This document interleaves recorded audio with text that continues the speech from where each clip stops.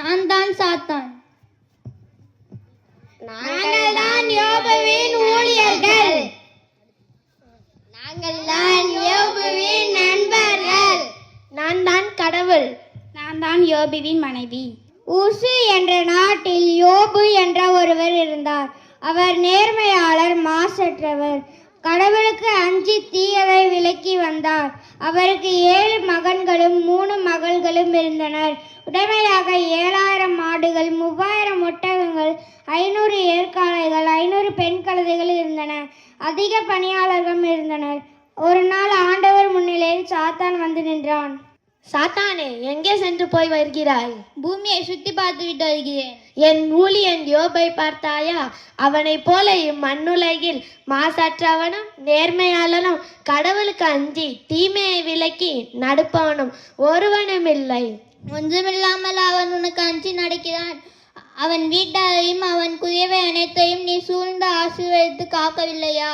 மது கையை நீட்டி அவன் குயவை மீது கைவை, அப்போது அவன் உன்னை பழித்து வைப்பான். அப்படியானால் அவனுக்குரியவை எல்லாம் முன் கையில், அவன் மீது மட்டும் கை வைக்காதே. சாத்தான் புறப்பட்டு யோபுவை சோதிக்க சென்றான். ஐயா ஐயா, நமது எருதுகளும் கழுதைகளும் மேய்ந்து கொண்டிருக்கையில் சபையார் வந்து பாய்ந்து அவற்றை கைப்பற்றினர். ஊழியர்களையும் கொன்றனர். நான் மட்டுமே தப்பித்தேன். ஐயா ஐயா ஐயா, கடவுளின் நெருப்பு விண்ணிலிருந்து விழுந்து நமது ஆடுகளையும் வேலையாட்களையும் சுட்டெடுத்து விட்டது. நான் மட்டுமே தப்பித்தேன். ஐயா, நமது ஒட்டகங்களை கல்தையர்கள் வீழ்த்தி கொன்று நமது ஊழியர்களை வீழ்த்தி விட்டன. நான் மட்டுமே தப்பித்தேன். ஐயா ஐயா, காற்று வீசி உமது மகிழ்ந்து உண்டு கொண்டிருந்தது போல உன் மகன்கள் மகள்களை பெருங்காற்று கொண்டிருந்தது. நான் மட்டும் தப்பித்தேன். என்ன சோதனை! எனக்கு மட்டும் ஏன் இப்படி நடக்கிறது? என்ன சத்தம்? நான் தான் சாத்தான், உன்னை சோதிப்பவன். நீ கடவுளை பழித்தெழுந்தால் நான் உன்னை விட்டு விழுகிறேன். நான் கடவுளை பழித்து இருக்க மாட்டேன். என் தாயின் கருவிலிருந்து நான் பிறந்த மேனியாய்தான் வந்தேன். மீண்டும் பிறந்த மேனியாய்தான் செல்வேன். ஆண்டவர் அளித்தார், ஆண்டவரே எடுத்துக்கொண்டார். ஆண்டவரின் பெயர் போற்ற பெறுக.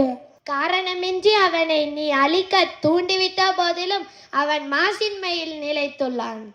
அவனது உடல் சதை மீது கைவை, அப்போது அவன் உன்னை உடனடியாக பழித்து வைப்பான். உறுதி. அப்படியானால் அவன் உன் கையில், அவன் உயிரில் மேல் மட்டும் கை வைக்காது. சாத்தான் புறப்பட்டு போய் யோபுவின் உள்ளங்கால் முதல் உச்சந்தலை வரை எரியும் புண்களால் வாட்டி விதைத்தான். யோபு ஓடு ஒன்றை எடுத்து சொரிந்து கொண்டு சாம்பலில் உட்கார்ந்தான்.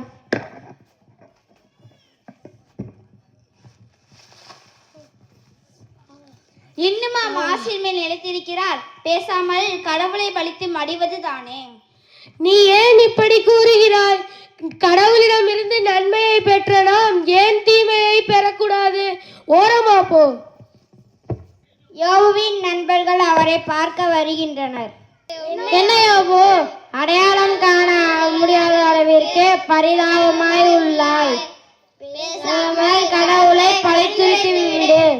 நான் கடவுளை பழிந்துரைக்க மாட்டேன். நான் எப்பொழுதும் நீதியின் பாதையில் நிலைத்து நிற்பேன். நாங்கள் சென்று வருகிறோம். யோபுவின் அசைக்க முடியாத நம்பிக்கையை கண்டு சாத்தான் அவனை விட்டு விலகி சென்றான். யோபு நலம் பெற்றான். ஆண்டவரே, என்னை காப்பாத்தினதுக்கு ரொம்ப நன்றி. நன்றிகள். நீ இழந்ததை விட நான் உனக்கு 2 மடங்காக தருவேன், அது உறுதி. ரொம்ப நன்றி கடவுளே.